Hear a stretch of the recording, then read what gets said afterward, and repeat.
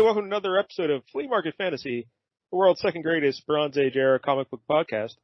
Joining me as always is new Michael, Kevin Jank. Hopefully this is recording, otherwise it will be knocked down from number, the second best Bronze Age comic book podcast. Yeah, Probably we're never sure. 6. We're never really sure if it's recording or not, but we think it is. So let's go ahead. All right, Jank, last week on the show, you picked Sheena the She-Devil. Shauna the She-Devil.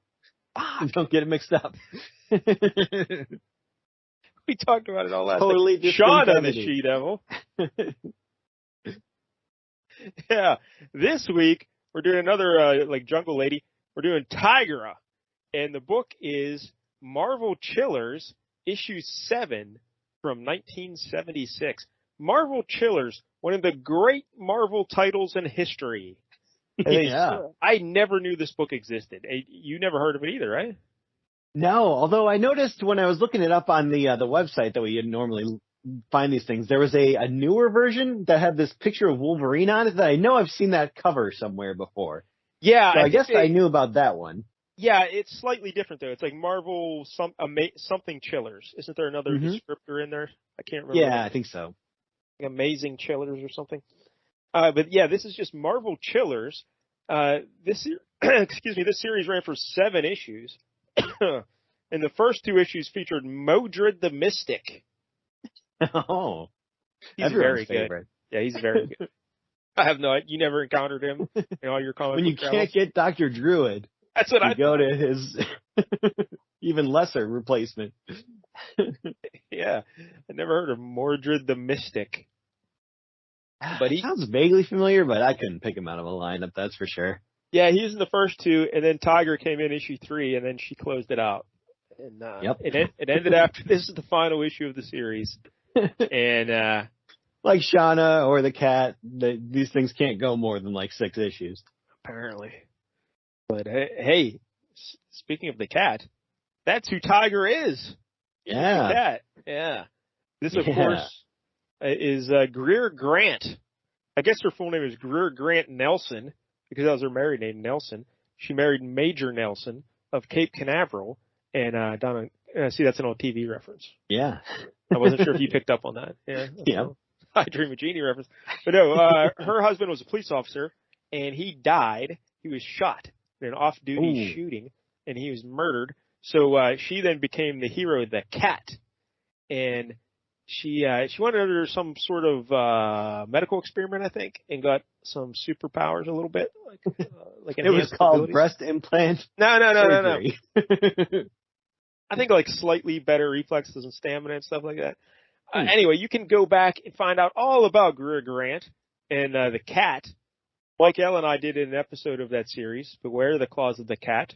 I can't remember which issue we did, but there were only 4 of them. So sure, they're all winners. Maybe issue 3. That seems about right, but I have no idea. But we go into a whole detail about her there. But yeah, this was part of the same movement with Shauna the She-Devil and Night Nurse.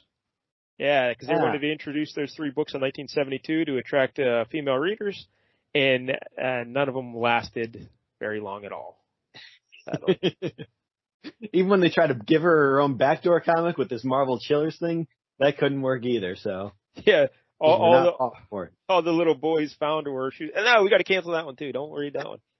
Do that. But I think Shauna lasted. How many? She lasted 7, right? Is that 7 issues, Shauna? I think it was 5 because we did number 4 and there was only one after that. Oh, all right. So she lasted 5. I think Night Nurse and Beware the Claws of the Cat each lasted 4, I believe. So I think I don't. So Shauna may have been the champion. Anyway, even though they had to get a new writer for the last one, but still. When she was Greer Grant, she was created by Roy Thomas and Wally Wood. Linda Fight wrote her initial run because they wanted to have female writers and artists if possible, but that didn't really pan out. And like we said, she lasted 4 issues. Then the cat next appeared in Marvel Team Up 8 in 1973 alongside Spider-Man. Oh, yeah. But then try to get people exposure, just team them up with Spider-Man. Yeah, Spider-Man. He was the guy. But then she disappeared for a year, and then the next time we see her, she became Tigra in a two-part story in Giant-Sized Creatures #1, 1974, and Werewolf by Night, issue 20, 1974. Now, a key detail. Giant-Sized Creatures #1, the giant size refers to the pages in the book, not the size of the creatures. Just wanted to point that out. True. Normal size creatures, giant size book. Right. I use that same thing when I'm going to send people dick pics. I just send them on very large printed out paper, like poster boards, but very average size wiener. That's very, very ingenious of you. But that two-part story was written by Tony Isabella and drawn by Don Perlin. And Isabella pitched the idea of turning Greer Grant into a character like Tigra and to Roy Thomas. Roy Thomas liked it. Roy Thomas came up with the name Tigra. And then Gil Kane, John Romita Sr., and Don Perlin worked out her appearance. They designed the character. Yeah, it took three to design the character. Hey, let's put an orange cat lady in a black bikini. How about that? All right. Sounds good to me. What if Garfield was a lady? She was pre-Garfield, though, right? I mean, when did Garfield? Yeah. I don't know. When did Garfield come I feel like his prominence was probably the 80s, but he may have been around before then. Yeah, this is 74. I used to be a huge Garfield mark when I was a kid. I loved Garfield. Yeah. Like I was just identified as the kid that likes Garfield. That was my thing. So there's a Heathcliff kid in your class, and you were like bitter. Yes, that's actually true. That's not an exaggeration. Wow. One time a kid wanted to get, he was mad at me on the playground, and that's how he got at me. He said Heathcliff's better. That's all. He knew all the right buttons. Like, oh, you son of a bitch. But Taxi's not even that good. Oh, that would have been it.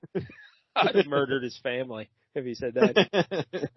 All right. But now the Tigra, this Greer Grant, she discovers a ancient race of cat people. That's how she becomes a tiger. Yeah. Do you know this backstory? No, not at all. Yeah, I kind of read it. But I guess there's this mystical race of cat people, and the Tigra was their historical defender and champion. All right? Mm. And these cat people were a humanoid race created by sorcery during the Dark Ages. But then somehow they were banished to an alternate dimension. But two of the cat people managed to stay here on Earth, a lady and a fella. And I think they were scientists. And they kind of got the race of cat people back up and running, somehow. I don't know. It's like a lot of inbreeding. Yeah, I don't know if that's what they did. But they did some sorcery, Oh. Yeah. So, but they were transforming people into cat people, and I don't know. But they were also being persecuted. All right.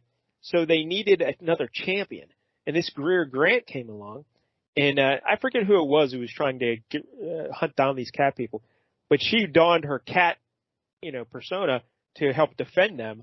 But during the battle, she was mortally wounded. Ooh. Yeah. So the cat people, they're like, hey, we gotta try and save her. But hey, Greer Grant, there's only one way we know how to save you. We're turning you into a tiger. That's how they did it. I mean, that's fair trade. Yeah. Did they do like they did in Batman Returns, where just a bunch of cats like licked her and she came back to life? I don't know if that's true. That's how it happened or not. But yeah, she was turned into Tigra there, and she's now their champion, the Tigra. And like we mentioned, she's an orange cat, but she's like a sexy orange cat, Yeah.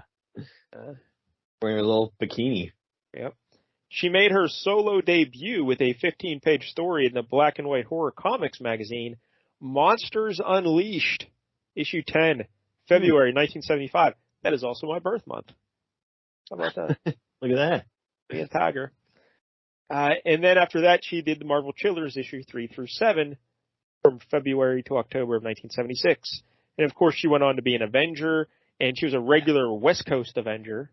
That's where she was mostly seen, right? Yeah, that's right. Coast Avengers. Yep. And in 2002, she had her own 4-issue limited series. which I'm sure Yeah, you read. by the 2000s, they were giving everybody a limited series. I don't think there was a single character. Man, you're really sticking it to Tiger. You are not a Tiger fan, I don't think. But, I think by about the mid 2000s, I remember her popping up again as part of that like initiative that came about after Civil War. I think she was dating Hank Pym actually, which is weird. whoa. Hey now. Yeah. The fur will be flying. I get think That's right. All right, this book also features a couple other prominent characters. Her buddy in this issue is Red Wolf. Wolf. There you go. I always that L in there. Slip it in hard. Red Wolf. Yeah. His real name is William Talltrees. And yeah, first appearance was in Avengers 80, 1970, created by Roy Thomas and John Buscema. So his family was murdered by the henchmen of Taurus. Remember Taurus, one of the Zodiac guys? Yeah, the Zodiac guys, yeah. That's pretty, it's one thing to have your whole family murdered, all right? But if it happens, you want it to be like the henchmen of the Red Skull or Dr. Doom. You don't want to be murdered by the henchmen of Taurus. You know? Yeah. I guess that's better than like Batman's family, just get gunned down by some jackass named Joe Chill. I don't He's know. not even a flunky of anyone cool. But this is a jackass dressed like a bull in a Zodiac sign costume. Hangs out with 11 other nerds in costumes. I don't know. I mean, well, I guess you could have just gone with the Zodiac killer and haven't been killed by them. Yeah. That'd be so cool. he donned the mantle of the Red Wolf to avenge their deaths. And Talltrees was granted various superhuman abilities by the wolf spirit, Owayodata. Oh, I don't know. I don't know if I'm pronouncing that properly. Owayoodata. Yeah, we'll go with that. Owayodata. So his powers, he has an indomitable will. Once he makes up his mind, you can't convince him otherwise. That's a superpower? But I feel like the way they describe it, like he can't be mind controlled or anything. Oh, okay. Yeah. He's like immune to. He can like turn off telepathic. Like Charles Xavier. Role playing game that you used to have, it would be a 10 on the mental. Yeah, that Marvel Alliance thing or whatever it was. Yeah. What was that called? Marvel Handbook or TSR or whatever. I don't care. Whatever. Mm-hmm. All right. Anyway, he also has enhanced strength. He can lift up to 3 tons. And he can run faster. He's got all the reflexes and stamina and everything. So he's like superhuman, but not like ridiculously superhuman. Yeah, I like a little bit less than Spider-Man level. Oh yeah, Spider-Man I think can lift 50 tons, right? God damn, that's pretty good. Maybe that's not right.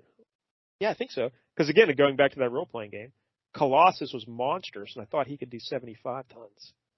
And Spider-Man was amazing, so he would be 50. But I don't know. All right, don't quote me on that. All right, so this Red Wolf guy, he is also part of, later on he joined some team called the Rangers. Okay. Not the New York Rangers. They're these are a team of, let me know if you've ever heard of these people, Jack, because, this seems to have been way past I Quit reading comic books. 51 is a person's name. 51? No. I guess he's an alien or something. I don't know. Huh. Firebird. We've encountered her before. She was in that West Coast Avengers Miguel and I did. Yeah, that's right. Yes, I do remember her. Then we got the Red Wolf. Then we have Shooting Star. Shooting Star? Not a clue. And Texas Twister. Texas Twister. Not to be confused with the Texas Tornado, Kerry Von Erich from his WWE. Oh, maybe that's us. I think I may have seen him in that initiative thing. Like he may have been one of the, each state got their own superhero team. I'm guessing he was probably, the Texas representative. You know what? That's probably him and like Armadillo. Yeah. These are probably like the Texas superheroes or something. Yeah, that's probably true. So Red Wolf adopted Lobo, a little wolf cub, who also is in this book. Who apparently is invincible. Yeah, I don't know what was going on with Lobo in this, but yeah. this Lobo fella, Red Wolf actually slayed Lobo's mother in self-defense. Oh. So then he took a Lobo in because Lobo's a little cub. He's like, "Oh man, I'm sorry I had to kill your mom there, but I'll raise you like my own." So I mean, I feel like Shauna should have tracked Red Wolf down and murdered him for I know. killing a cat. But in my mind, I like to pretend that Lobo is just waiting for his moment to exact revenge on Red Wolf. Till he grows up, just quietly biding his time. But Lobo followed Red Wolf until he was slain by Bengal as vengeance against Red Wolf for the deaths of his family during the war. I don't know what war they're talking about. But this all happened in Marvel Comics Presents issue 15, 1989. So now, let me ask you this here, Jank. So to honor Lobo, his best buddy, Red Wolf took Lobo's pelt as his new costume. Oh, no. Yeah. I forgot to mention this last week, but Shauna did the same thing. Like, remember how her beloved pet... Yeah, her beloved pet was... Or something? Yeah, the Giuliani or whatever, the mother of the two, was murdered by that security guard in the shooting at the zoo. She took Giuliani's pelt to make her little bikini. Oh. But that's weird, right? Like, yeah, that's, if someone murders you, am I supposed to like skin your corpse and wear it every day? I mean, my beloved Sidney G. Meows, the greatest cat in the world, he died 4 years ago. I did not, skin him, and I don't wear his pelt around as underpants. Instead of khakis, you got cat pants. So that's not, I don't know if that's really honoring them. It's more like mutilating the corpse. Yeah. Anyway. Keeping the ashes seems a lot better way to go. Yeah. Then I also believe Lobo comes back later as well, because everyone comes back at some point. Because I was reading something after like Secret Invasion, and that happened way after 1989. So Secret Invasion, it learned out he was a Skrull or something, and then he came back. So oh my god! Yeah, Lobo may have been a Skrull, but the Lobo that died. But you think Red Wolf and his heightened senses would be able to tell that his own buddy wasn't a... Yeah. Anyway. So would he have then have skinned the dead Skrull? I don't know. And then would have converted back to a Skrull at that point, I would think. I have no idea. Don't quote me on any of this. I'm just making a lot of this stuff. But I think that's what I read. But man, comic book backstories are just ridiculous, because every writer that comes in changes it, and it's like, good lord. Yeah. Yep. All right, so there's another comic book icon here in this story. Mm-hmm. The villain is Super Skrull.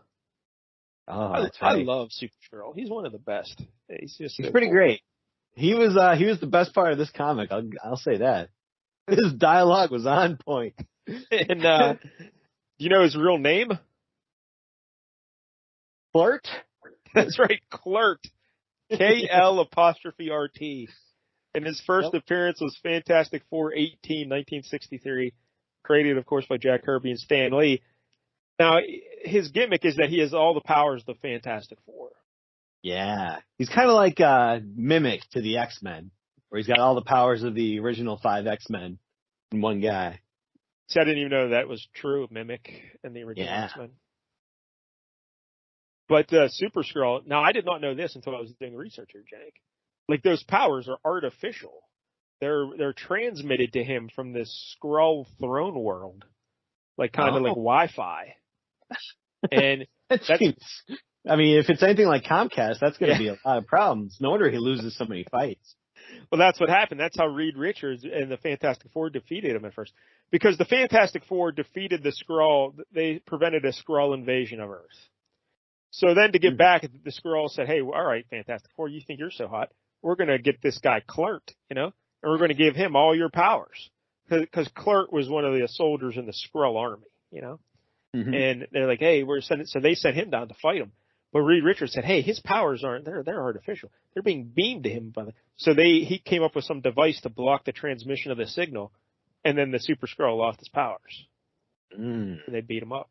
Yeah. So then the Skrull said, oh, you know what? I think they buried him under a volcano or something, too. at the time. Okay. Yeah, they don't. Reed Richards doesn't dick around, you know. No. He wants to put threats down. But the Skrulls then they say, hey, you know what? We need to amplify the signal a little bit. So they did call in their tech workers, and they ran some cables, and boom, they strengthened the signal. They boosted it. That's what Comcast does. They say, hey, we'll boost your signal. Now you'll get 30 million bits per second, like anyone knows. Now you can watch Peacock for free. Yeah. Like, oh, yeah, the internet seems so much faster. Yeah, okay, whatever. But they strengthened the signal, so now Super Skrull got his powers back. Boom, he busted out of the volcano, and he's on the loose, you know, and he's causing trouble. And I think he fought with Thor, and he fought with Captain Marvel, you know, the fella Captain Marvel. Marvel, that guy. Yeah. And he took a beating in that fight. And he got real fucked up. And so that leads us to the story in this book. Yeah, he's been recovering and laying low for a couple months. It seems like if they can just beam any superpower to any of their guys at any time, like why aren't they just overloading their army with superpowers? Well, I think he went through some special processes as well. Okay. Like that makes more sense. Yeah. That's what I always thought it was he had gone through something, but I didn't know that they were, you know, I thought they were his powers now. Not so much. Yeah, that's what I always thought as well until reading this transmission. Yeah. But I think it's a little bit of both. You know, like he had why wouldn't they just, every Skrull have all the powers of Fantastic Four? I'm sure they could do the other ones too, like get all the powers of the Avengers. Why not?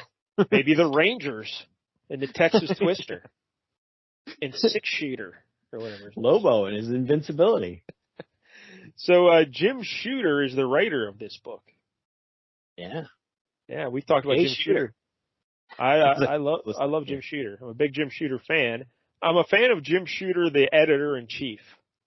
Mm-hmm. Jim Shooter, the writer, we have our issues. We have our issues. Yeah. Now that I've, started to read more of it, yeah. I actually think this is one of the better things I've ever read of his. I think this is pretty good. It had some moments. But yeah, he only wrote this issue 7. He was 25 at the time. He joined Marvel as a staff assistant editor, and he joined the Marvel staff as an assistant editor and writer in January 1976, which was about 6 months before this issue was published. So this is one of the first things he did at Marvel. That's pretty cool. This was his big idea at the time. Yeah, it's like, hey, we need someone on all these years. We need someone to close out this Marvel Chillers nonsense. Give us the kid. Who's that new kid we just hired? Send him over here. Let him do this. And the artist for this book is George Tuska. And we talk about George Tuska all the time on this show. Yeah. And he's I love George Tuska. He's in that group of artists like Gil Kane and John Buscema, Gene Colan. It's that group of old-time vets that I love. And he did issue 7 here, and that's it. So this is a whole new team just for this one issue. Yeah. Things are bad when they just bring in new teams to close things out. So. Yeah. Very good. I don't know how she beats the Super Skrull. I'm out of here. well, I don't know if she did really, Yeah. Not so much. It's pretty fitting. All right, so that's the backstory for Marvel Chillers. Now let's look at this cover, Jank. Why don't you walk us through the cover? Okay. Oh, by the way, this cover drawn by Jack Kirby. Oh, okay. I can see that. Yeah. That makes a lot of sense. Yeah, it's pretty cool. We got a Jack Kirby cover. Got a white background with a little black banner across the top says Marvel Comics Group. We got Tigra kind of doing a weird crouch in the corner box there. Yeah, she's looking pretty good there. Then we've got Marvel Chillers. And Chillers has got this, creepy, like frosty writing. Yeah. That's how cold it is. Mr. Freeze, yep. It's not actually going to be scary, but it's just going to be a very cold issue, apparently. Yes. Wear a sweater. Yeah. So we got Marvel Chillers featuring Tigra, the Were-Woman. And then we got Red Wolf, and there's an arrow pointing to him, so it's him. This issue, Red Wolf at Bay. He's kind of dodging some one of the Rat Packers. This guy in green, red. This evil group of guys and a lady called the Rat Pack. Not to be confused with Frank Sinatra. And his pals. Sammy Davis. He would have had an easier shot fighting Sammy Davis Jr. in his one eye. This guy, Red Wolf, is fighting is a robot, actually. Yeah. A filthy robot. True. I don't know whose side he was on, really. Like, did the Super Skrull make that robot? I don't know. Yeah. Okay. Yeah. I think that's the case. Okay. We'll get into it as we go. Then we got the Super Skrull. He's kind of towering over Tigra, who is buried under some rubble, and he's just like, "You dare to oppose the Super Skrull, female? Now pay the price." And she's just laying there looking all scared. And it says, "He wields the combined might of the Fantastic Four. Will this be the final battle?" But it's got an exclamation point, even though that was a question. So there should have been a question mark there. But yeah, he's grabbing her with his left hand. He's grabbing her hair, and she's flat out on her back. And he's got his right fist is like the Thing's fist. Yeah, he's about to bury it in her face. Man, this Super Skrull, he's a tough dude. He's a mess around. As long as he's getting that Wi-Fi, he can do anything. Yeah. Hey, there's also Lobo. Hey, there's Lobo. Kind of his butt's toward the camera. Oh yeah. He kind of blends in. You don't even notice Lobo. Yeah. So it's a Jack Kirby cover. And look at the Dig Tiger's left ankle bone. It gets real skinny. But yeah, it does. It's all right. I like it. Yeah. I don't know how she could support that body, but good on her for trying. All right. So we open it up, and we got a little description here. Greer Grant Nelson. That's what the driver's license says. I was also known as the Cat, a bona fide superheroine until I got skinned rather early in my career. I was brought back to life by a mysterious race of cat people who made me stronger, faster, more agile, more aware than I'd ever been before. It only cost me my humanity and maybe, God help me, my soul. Dun, dun, dun. That's chilling. Yeah. Some Marvel chillers. But we get a great splash page here of Tiger getting punched in the face by Super Skrull. Yeah, with his thing hand. And he's just yelling, "Stupid woman." He's got so many good one-liners. He just is ripping on Tiger this entire time.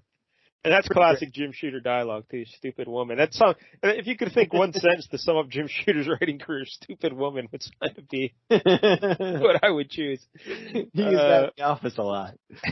But Never Louis Simonson would come up with an idea. In the background, we see that robot from the cover punching Red Wolf, and Lobo's back there. And we got the other Rat Pack in the background. Super Skrull, his left arm, he's got the Human Torch, like his fist. And he's holding this ancient Native American relic, the Soul. Is it the Soul Catcher? Snatcher? Soul Catcher? Soul Catcher. Soul Catcher. Basically just like a very tall cube, I guess. It's like a ruler that's, a ruler on all four sides. Yeah. Big long stick that's like a cube. Yeah. I don't know. But, and then his right fist, he's got the stretchy arm going too, from Mr. Fantastic. Mm-hmm. And then he's punching her thing's hand. Boom. Cracks her. This whole book is first person narration from Tigra's point of view. Yep. She's your narrator here. And the issue is called The Mask of the Green Death. Dun, dun, dun. Yeah. Play on Edgar Allan Poe. Very literary. Sorry, Jank. Well read, because he was probably in high school and reading it at the time. So you take us through this fight scene here, Jank. She's like, give me some credit. I knew better than to slug it out with someone with the strength of the Thing. That first punch, the one that turned my knees to jello and made my head spin, that was a glancing blow. So if he had hit her full on, she'd be fucking paced by now. Yeah. So she kind of dodges out of the way as he stretches with his Thing arm at her, and he ends up hitting like a support beam, it looks like. She's trying to get in close so she could scratch him, and as soon as she does, he's like, my hand! And turns out he put an invisible woman force field over his head. And I love the expression of that second panel of him looking right at the camera. It's great. Yeah, she almost breaks her hand. He just yells, "Idiot!" Yeah. I love it. The mightiest warrior of the Skrull galaxy cannot be harmed by such as you. But that's pretty good though, because last week when I told you Tiger was fighting the Super Skrull, you scoffed. You're like, well, she can't fight. It's out of her league. And Yeah. clearly they're doing that because that's terrible when a little hero can beat up a big villain. Yeah. Like somehow Squirrel Girl has beaten Galactus. Yes, What are it's you just doing? stupid. But the Rat Pack, now these Rat Pack people, there's like a foxy lady in a green outfit and red gloves, red belt, red armband, and then there's like three dudes. But she has like a Caucasian lady. She has normal skin. But then there's three dudes who are like all green and bald. Yeah, there's no separation between like where their heads meet the body, so I'm assuming those are Yeah. masks. They're not And actually green skinned, but they look like the Blue Man Group if they were green. yeah, Blue. yeah, So, very much so. so I don't know what's going on here at this Rat Pack, but They look like Martian Manhunter cosplayers or something. yeah. See, they thought they were working for a guy named Joshua Plague, I think was his name, right? But actually that was Super Skrull in disguise. And he was getting them to go around and steal various like medical supplies, but like fancy medical supplies, not like Band-Aids and, Neosporin and stuff. Like They could have worked the night nurse into this. yeah, that would have been good. All her fancy medical supplies. But like space medicine supplies or something. Things that would work on a Skrull, Ooh, he probably got something from one of those space hookers, and he needed to clear up that infection. Oh man, that just reminded me. I gotta get back to watching Mary Hartman, because in the last episode, her husband caught VD from a lady that he was having an affair with, and now he has to tell his wife. Oh man, it's so great. That show's amazing, by the way. I really am just going to do a Mary Hartman podcast. But all right, but getting back to this issue. So the Rat Pack, they're like, hey, what are we going to do here? But the Rat Pack lady, she says, I'm getting out of here. And she just she takes off running. They're realizing they're in like an Alien versus Predator situation where whoever wins, they're screwed. So, yeah, because they thought they were working for Joshua Plague, but it turns out it's a Super Skrull guy. And they're like, he's pretty frightening. He's so scary, this guy. And Tigra wants to beat us up. So so they take off, and Super Skrull grabs her around the waist, and he's about to squish her. And some female. He goes to just throw her against the wall to smush her. And but she jumps off the wall, springs off, and she says, hey, don't you know cats always land on their feet? Yeah. Yeah. She sticks it back to him. But then, hey, he turns into a full-on Human Torch. Goes, no more just the one arm. Yeah, flame on. And he's still holding that Native American relic, so it's clearly fireproof. It's indestructible. This thing. Yeah. As she comments on it, she's like, I realize I'm like fighting for my life here, but I just kind of realized, hey, the stick must be fireproof. And he tries to shoot her with the old Human Torch, fire blast. She dodges out of the way. She's like, you didn't hit me. I'm fast like a cat. And he says, oh yeah? And it's the old thing they always do in comic books, where it seems like they miss him, but no, he actually cut a slice in the wall, and the wall collapses on her. Yep. And so now we get the shot from the cover, and him pulling her out of the rubble, and he's about to punch her. Thing's hand. Then what happens, Jack? But our boy Lobo, the wolf, just kind of runs in, and he takes the soul catcher in his mouth and just runs away. Yeah, because Super Skrull had to put it down because he needed one hand to grab Tigra by the hair and the other hand to punch her in the face. So could have put it in his mouth or something, or shapeshifted a pocket on his chest or something. But Lobo grabs it and goes like he's playing fetch, and he goes tearing off with the stick. So now Super Skrull says, Tigra, you idiot woman. Now, he doesn't actually say that, but I'm assuming that's what Jim Shooter wanted to say. So he just drops her, and then he turns into a Human Torch again, and he goes flying after Lobo. Yeah, he does give a blasted animal, so that's that's close. Blasted animal. Now he's mad at Lobo instead. Now Red Wolf is getting beat up by this Rat Pack robot. Yeah. But then Tigra comes in, grabs the robot's arm, and just shreds him. Yeah. Like throws him into the wall, looks like. Yeah, I think that's what happened. He kind of comes apart, at the seams, just rips apart. So hey, Red Wolf makes you seem kind of like a lightweight. Tiger just runs in. Oh, you could lift 3 tons or whatever. Yeah. Hey, dig his moccasins. Got pretty cool moccasins. Do you see those? Yeah. It's like green moccasins. Nice. His yellow pants. So they have to go, oh yeah, we should describe what Red Wolf looks like. He's a dude, and like you said, yellow pants, green moccasins, shirtless, right?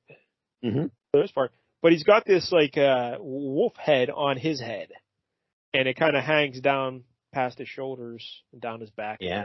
like a pelt. Is that Lobo's mama? I have no idea.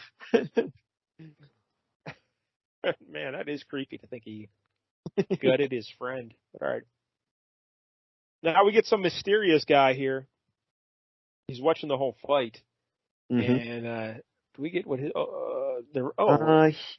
Good thing they don't see me here, or they'd suspect that their friend Jules Banyan is Joshua Plague's spy. I mean, I knew it all the time, but it's a Jules Banyan. He's very good. So yeah, I don't know. I guess he played an agent last week. It's like, who are these people? Yeah. He must have played a prominent role in some other time. So anyway, Red Wolf and Tigra go running, and they're trying to catch up to Lobo and Super Skrull. And they eventually track them down. Oh, the hideout explodes then, too. Yeah. Blam. Almost kills them. Whole building exploding, collapsing. And which one is it? Yeah. Well, it exploded and then it collapsed. Dirty, rotten rats and their stinking bombs. That's Tigra. And then Red Wolf says, look, the Skrull. So the Super Skrull corners Lobo in an alley. Mm-hmm. Lobo's stuck up against the wall with that thing in his mouth. And Super Skrull is the Human Torch still. So he's like, you know what? I'm just going to incinerate you with the Nova Blast here. Because that staff will survive. Yeah, because that staff is indestructible. So I'll just pick it out of your ashes. You know? So suck it, little Lobo. You're dead. And suck it, Red Wolf. You're not going to be able to wear those ashes now. Yeah, I'm going to need you to explain what happens here. So Red Wolf and Tigra are watching this happen. And Red Wolf says, he killed Lobo. Of all the dirty, vicious. And Tigra's like seeing red more than she's ever seen before. Like, he killed Lobo, that fucker. I'm gonna slice this guy to ribbons. And then all of a sudden, Lobo is right there next to them with the stick in his mouth still. Yeah, because Red Wolf says, calm yourself, woman. And there's Lobo, boom, right next to him. Yep. And so then Tigra says, how? How could I saw but I knew Lobo had Rin Tin Tin beat by a mile, but this? Trick Wolf. Huh, Red? And I guess that's the explanation. It's a trick wolf. What? I don't get it. Like, did he survive it? Is he able to, like, super jump? And he just jumped all the way back there? Like, I don't know. I have no idea either. Like, is it some sort of mystic sorcery but he didn't even know. Teleport? So that's why I was thinking, like, because later on, all right, let's keep going. So, then the cops come in, and the cops say, hey, hold it right there, hands up, you two. You must be some new weirdo terrorist group, Sarge. Look how they're dressed. No mistaking them. They're the ones we saw running out of that building before it blew up. Man, good thing the cops are right there when it blew up. We are not to blame. Behold, in this alleyway, the true menace, the one called the Supers. Wait a minute, because it's just an old man now. It's an old man. And he's picking through the ashes. Like, he burned up something. Clearly, he's picking through ashes, you know? Mm-hmm. So, what? So that's the Super Skrull, I'm assuming. Oh, yeah. The old man is the Super Skrull. Yeah. But, like, there's ashes on the ground there. So, I would... Oh. You know what I'm saying? Like, I thought that would be Lobo's ashes. But... Man. I don't know. I don't know. Maybe there's just garbage in the alley that he burned up. That's what the ashes are. That could be, I suppose. But then the cops see Lobo. They're like, hey, look at this wild dog. We got to get him chained up. And Red Wolf says, no, Lobo, run. You will never be chained. So Lobo goes taking off. The cops open fire on a running dog. Well, it's a wolf, but they don't know that. They call him a dog. So they just open fire on this escapee dog. They're like, oh, my God, we got to kill this dog before just let him go. Well, they do say it's a wolf, so I think that's why they're a little more trigger happy. But they shoot him down, and Lobo just keeps on trucking. No troubles whatsoever. Cop's like, I hit him 5 times. I know I did. Look at him go. So apparently he's bulletproof as well. So this is why when I was reading up on Lobo, I thought maybe he's a mystical wolf. Like he's not actually a real wolf. He's like a spirit. Spirit, yeah. But that wasn't mentioned at all. So I don't know. Jim Shooter must have had a plan, but he didn't want to let the audience in on it. Your guess is as good as mine. Maybe we could just say Super Skrull and the cops are very bad shots. Yeah. They're hysterical. It could be. So it's hard to hit a dog that's 2 feet away with a massive flame blast. So they take Red Wolf and Tigra to the police station, and they're booking them. Look at this panel on the left. There's a cop with blonde hair staring right back at the camera. What's his deal? He's getting his close-up. What's that guy's problem? That's got to be like George Tuska's buddy, right? He put him in a book. He's like, oh, it could be. Draw my buddy here. How about, So what happens here, Jank? So Tigra's getting all antsy. She's like, I'm not going to let them put me in a cage. I'm going to do something about this. But the police captain wants to see them. So they go to see the captain. And the captain's like, oh, hey, I recognize you. You're Red Wolf from the Avengers. You're a good dude. Here's your tomahawk back. Yeah, they took his tomahawk. Here's your tomahawk back. Yeah, seems like a bad move. Well, no, it's very trusting. He's showing, I believe in you, Red Wolf. You're an Avenger. I know you won't murder me with this little axe. There you go. And Red Wolf's like, oh, well, I vouch for Tigra. She's innocent in this whole thing. If I could just contact the Avengers, like, we'll get this whole thing straightened out. And we get a bunch of ads. Yeah, 1972, or 76, they really crammed in the ads. Yeah. And there's one here, The Struggles, Loves, and Triumphs of Human Oddities. It's a book you could order for $1.99. And it comes with a money-back guarantee. So, yeah, I wonder if I can still do that. In one amazing book, very special people, you'll meet Jojo the Dog-Faced Boy, Randy and the Caterpillar Man, the original Siamese twins, the Elephant Man, the Mule-Faced Woman, General Tom Thumb, the Elastic Skin Man, Giants, Living Skeletons, Fat Ladies, and Bearded Ladies, Armless and Legless Wonders. Now this is just turning into porn categories. Midgets, and many, many others. I like how fat ladies get thrown in there. Human oddities. All right. Now, getting back to our story. So the captain says, hey, Red Wolf, can I look at that fancy stick you got there? Mm-hmm. Yeah.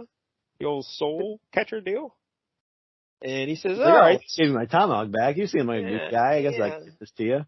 Yes, I can let you look at this. Although in his mind, he's thinking, this seems kind of weird. Why am I being so reluctant to let him see this fancy stick? And as soon as the captain carved stick, why does he want to see it so badly? As soon as the captain gets it, he just throws the desk away, and there's the dead body of the real captain. This guy's the Super Skrull. Dun, dun, dun. Dude, I love that. The dramatic reveal. You know? Yeah, who could have seen that coming? This is great. And so the go ahead, Cenk. What does the Super Skrull say to him? Thank you, Indian. Thank you very much. The need for pretense is ended. Another Merrick, he's dead. The captain must be. Of course I am, idiots. There it is.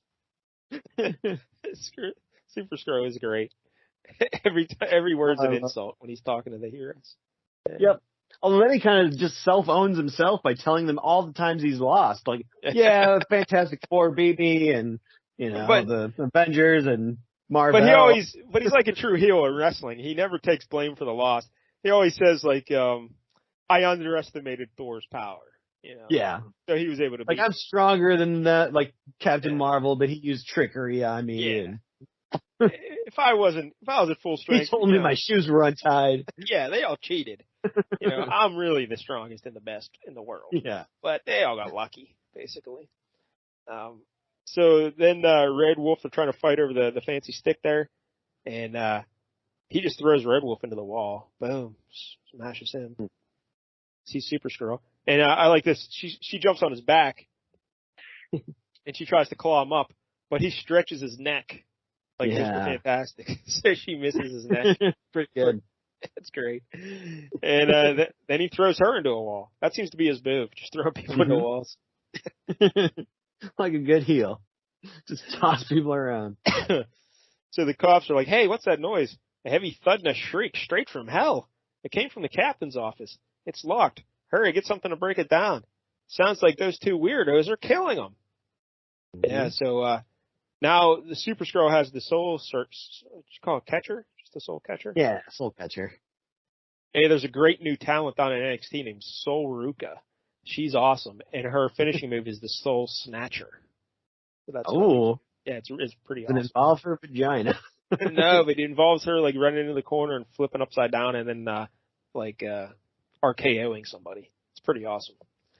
All right, so he holds up the little stick there, and Tigra goes to grab it, but then Super Skrull activates its power, and I guess it can steal people's souls, and their souls get captured inside the stick. I think that's the gimmick, right? Mm-hmm. So yeah, it's more than their souls. I guess it's their entire being. It looks like. Yeah, because that's what happens with Super Skrull. Yeah.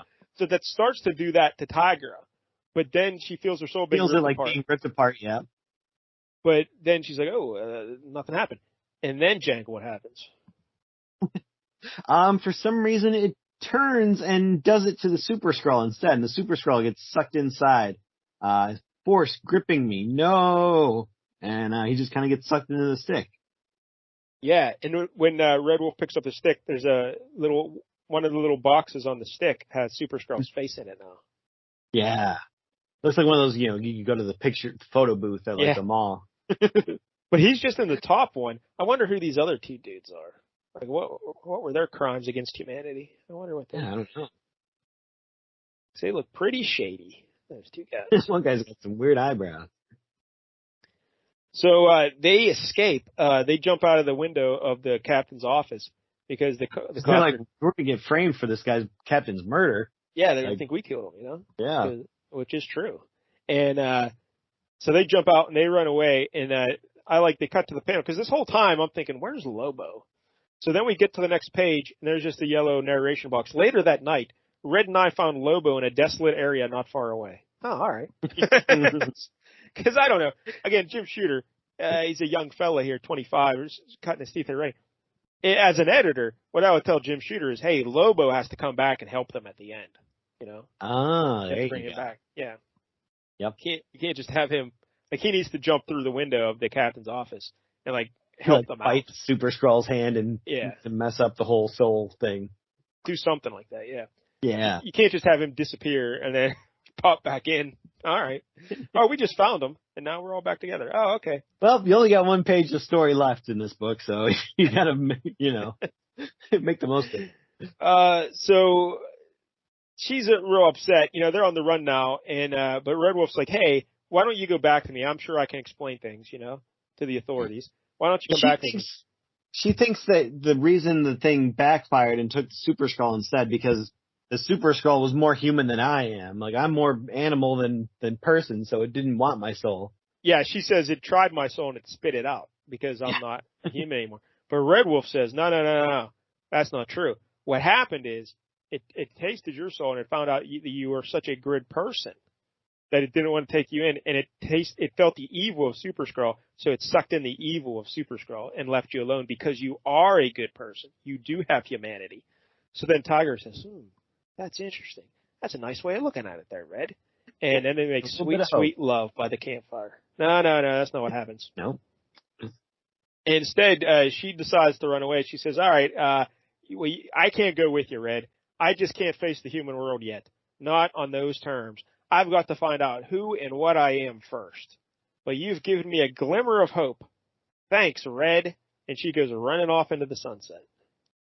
Yep. And that's how the book ends. And they have the end. Yeah. And then they're like, well, Marvel Chillers is being shelved to make way for the latest inspirations from the House of Ideas. So, fuck you, Tigra. But they say she will return someday. You can bet our captivating Catwoman will return. Yep. Yeah. So, and she does return eventually. But, so there it is, Marvel Chillers, Tiger, Red Wolf, Lobo, Super Skrull. I actually enjoyed this quite a bit, Jack. You were kind of mean-mouthing it before the episode started, and I get the impression No. you didn't enjoy it, but I enjoyed this. This was fun. I like this. It had moments. Yeah. It wasn't the greatest thing I've ever read, but I mean, like I said, Super Skrull, magnifique. Chef's kiss for that. He was great. Yeah. This is what you want in a comic book, though. A good villain, Yep. doing villain things, and some fights. And He was well written. yeah. And I thought I thought Nick Shooter did a good job with the narration. I thought that was pretty good. Super Skrull was good. Like I said, this is probably one of the best things I've ever read from Jim Shooter. Like, no jive. Like, this is pretty good. Okay. Yeah. That's a low bar, but usually his dialogue is so dreadful, especially for women. So the fact that he kind of wrote a strong female here is pretty impressive. So, at least he had Super Skrull there to put her in her place. yeah, George Tuska, the art here, it's old school, like, 70s art. It's not his best work. There's some wonky panels, but, I still, really enjoyed it because it has that old school feel to it. And, I feel like whatever the last George Tuska book we read was fairly good with the art, whereas this was definitely a step backwards. And I was not a big fan of the artwork here. Like last week, I liked the art a lot better than the story. I'd have to say I like the story here a lot better than the art because this art was kind of weird. Like the captain looks weird, and the Super Skrull, especially when it's on fire, there's some bad drawings where he's just kind of like, ugh. It almost looks cartoony a lot of times, more than like comic booky, if you know the difference, slight difference. But and Tigra just came out such a weird shade of orange that it's almost like she just has jaundice really bad or something. She's just kind of a sickly yellow color. Yeah, it's not Tuska's best work, but it's still Tuska, so I like looking at it. But yeah, Super Skrull's great. Like in the pantheon of Marvel villains, I always say Doctor Doom's one, Red Skull 2, and then Thanos though, because Thanos has really shot up the charts because of Endgame. He's really riding the wave of popularity. Yeah, he'd have to be in that top 3. But where would you rate? Super Skrull would be top 11, right? Yeah, I think so. I think you're right. I mean, it's hard. Like, normally I want to think of like, oh, what are the best Super Skrull stories? I don't really know that there are any. Like, he's good when he pops up, but yeah, he's like just cool though. Super Skrull story. Yeah, he's just cool, man. I love him. Yeah. So I don't know, but all right. So I'm giving this a 7 out of 10 because I enjoyed it. Oh wow. Yeah. What are you thinking? I'll give it a 5. I think it had some fun moments. Most of that's for Super Skrull and how great he was. Yeah. Some of the ads were great, so I'll give it some extra points for that. Yeah, I enjoyed this. So I still don't know what was happening with Lobo and why, how he survived all of these things. Yeah, that is true. Yeah. I felt like there were some holes. Oh yeah, there definitely were some holes, but it was Super Skrull, and I enjoyed it. All right, so next week, Jank, try and beat that. Oh, how can I? Well, let me ask you a question, Mike Dell. Yes. Who knows what evil lurks in the hearts of men? Wow, the Shadow, really? Yeah, Shadow. 1987. We're gonna do issue number 3. It's a DC comic book by Andy Helfer and our buddy Bill Sienkiewicz. Ah, I'm a big fan of Sienkiewicz. Yeah, this I wouldn't say this is his best work, but it's interesting from what I saw of it. Well, that's not good. Man, there's a lot of Shadow books, huh? Yeah, there really are. You gotta look around in there because there's I know. I'm trying to find it here. Different publishers have had the license over the years, and yeah. You said this is DC 1987, right? Yep. Yeah, we're gonna do issue number 3. I think Bill Sienkiewicz only did like the first 6 issues, so I wanted to pick one of those. All right, well, I'll find it eventually, I guess. Yeah, I'm a fan of the Shadow. I, of course, Have you listened to that radio show? Yes. Orson Welles. Well, it was on for a long time, but Orson Welles played the Shadow. Those are the ones I like. Sponsored by Blue Coal. It's like coal, but it's blue. That's what it was. I love they make that. I love the old radio shows. So, all right, next week, The Shadow, issue 3 from 1987. Until then, don't get any jank on you.